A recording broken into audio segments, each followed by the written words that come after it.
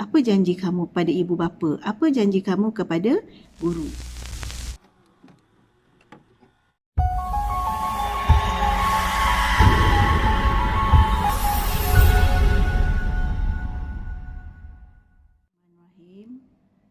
Assalamualaikum warahmatullahi wabarakatuh.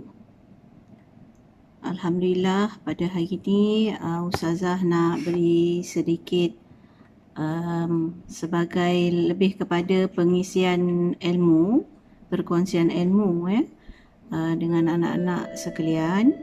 Jadi Ustazah harap apa yang Ustazah nak sampaikan pada hari ini sebagai peringatan kita bersama, bukan kepada anak-anak saja, tetapi kepada Ustazah juga. Apa yang Ustazah nak kita kongsi pada hari ini ialah berkaitan dengan ikhlas dan benar. Dalam hidup kita pada hari ini, kita kena ingat setiap amalan yang kita buat, setiap pekerjaan yang kita lakukan mesti dah disertai dengan keikhlasan dan benar, supaya kita mendapat ganjaran pahala daripada Allah Subhanahu Wa Taala.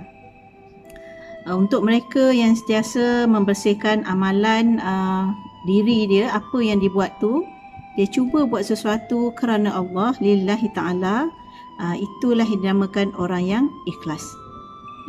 Untuk mencapai tingkat keikhlasan ni amat dituntut bagi mendorong diri kita supaya tidak dipatahkan, tidak didorong oleh hawa nafsu keduniaan semata-mata.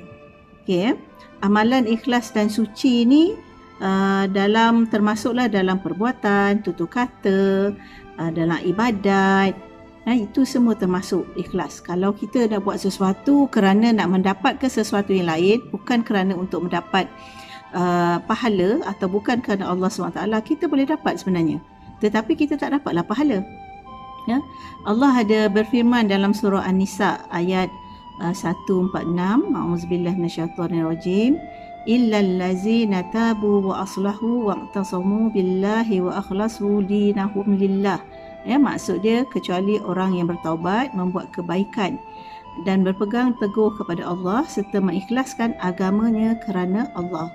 Jadi di sini kita nampak apa-apa perbuatan kita sebagai umat Islam, setiap perbuatan belajar kita apa sahaja ialah kerana Allah Subhanahu Wa Taala. Tambahan pula anak-anak dalam menuntut ilmu, kena ikhlas kerana Allah sekiranya kita nakkan ilmu kita diberkati oleh Allah Subhanahu Wa Taala. Ustazah beli buku ni, Panduan Hidup Bersyariat. Buku ni siapa yang ada boleh baca. Dalam buku ni banyak sangat. Buku ni ditulis oleh Datuk Ismail Kamus. Hakikat benar, ada 5 cabang hakikat benar dalam kehidupan kita ni. Pertama sekali, benar dalam menepati janji. Kita tengok satu-satu. Menepati janji. Apabila kita berjanji, kita kena tepati. Sebagai seorang pelajar, apa janji kita? Apa janji kamu pada ibu bapa? Apa janji kamu kepada guru? Ustazah nak pegang ataupun Ustazah nak sebut dengan situasi pandemik yang berlaku sekarang ni, pelajar semua PDPR, maksudnya di rumah. Jadi apabila belajar di rumah tanpa bersemuka, apakah kita berjanji untuk terus berjaya, untuk tetap berjaya? Kalau kita dah berjanji pada diri sendiri, kita berjanji pada ibu bapa kita nak berjaya, maka kita kena hadir untuk kelas. Apabila kita berjanji untuk berjaya, kita mesti hadir untuk kelas. Sebab kita perlukan guru. Jadi kamu semua kena masuk kelas. Yang kedua, benar dalam perkataan. Apabila kita menyampaikan sesuatu, kita mesti berkata benar, jangan berbohong, jangan menipu. Contohnya lah, Ustazah senang nak bagi masuk kelas. Ibu tanya ada kelas tak hari ni, kamu kata ada. Masuk kelas tak? Masuk. Tapi apabila ibu kamu pergi bekerja, kamu tak masuk kelas. Ada berlaku tu. Sebagai peringatan, kita kena berubah. Benar dalam perkataan, jangan berbohong. Kalau kita berbohong, maka apa yang kita dapat? Berbohong tu adalah berdosa. berdosa pada ibu bapa kita, berdosa pada guru. Dengan guru pula, cikgu tanya, kenapa tak masuk kelas? Tak ada data. Ataupun line slow. Tapi bila cikgu tengok dalam Insta aktif, Twitter aktif. Jadi itu kita tak berkata betul lah, tak berkata benar lah, kita telah berbohong dengan guru-guru kita.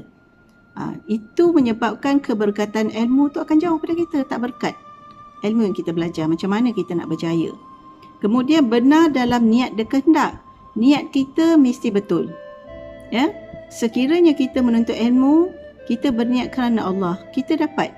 Kerana Allah kita dah dapat pahala. Kemudian kita juga dapat ilmu tu dengan berkat. Sebab niat kita tadi betul. Kerana Allah Subhanahu Wa Taala. Kita nak berjaya dunia dan akhirat. Kemudian yang keempat, benar dalam keazaman. Tiap-tiap tahun baru kita berazam untuk yang lebih baik. Tapi adakah kita menuju untuk mencapai keazaman tersebut? Azam kita tu. Ataupun kita hanya bercakap. Cakap nak azam baru, tapi kita tidak berazam. Jadi, mesti benar dalam keazaman, kita cuba capai apa yang kita nak. Okey, yang kelimanya, benar dalam amalan. Ini yang penting sangat ni.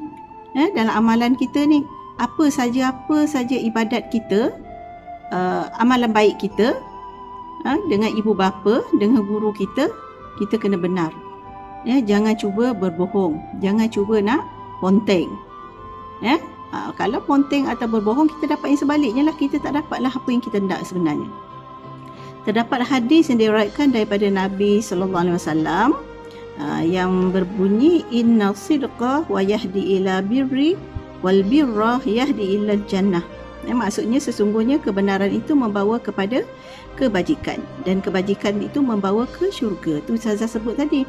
Apabila kita berniat lillahi ta'ala, hati kita bertaut dengan Allah Subhanahu Wa Taala, kita takkan berbohong, kita tidak akan menipu, dan kita tidak akan mungkir janji dalam setiap tingkah laku, amalan, perbuatan dan perkataan kita.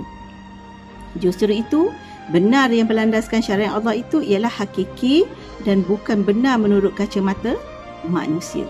Setelah kita berusaha, barulah kita boleh kata bertawakal. Sebelum berusaha, kita tak boleh kata bertawakal sebab kita tak ada apa-apa yang kita buat. Tawakal tu ialah kita meletakkan diri kita bergantung kepada Allah Subhanahu Wa Taala dan berazam. Apabila sebut dia berazam, kita berniat untuk melakukan yang lebih baik. Jadi selepas ni Ustazah harap sangat semua anak-anak pelajar Ustazah dapat sesuatu lah daripada apa yang Ustazah nak sampaikan pada hari ini.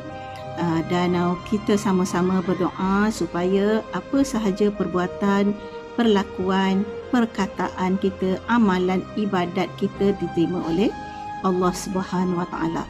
Kita jangan niat kerana nak menunjuk-nunjuk. Apabila kita berazam untuk berjaya dalam pelajaran, kita kena lakukan. Lakukan dan niat kerana Allah. Masuk kelas.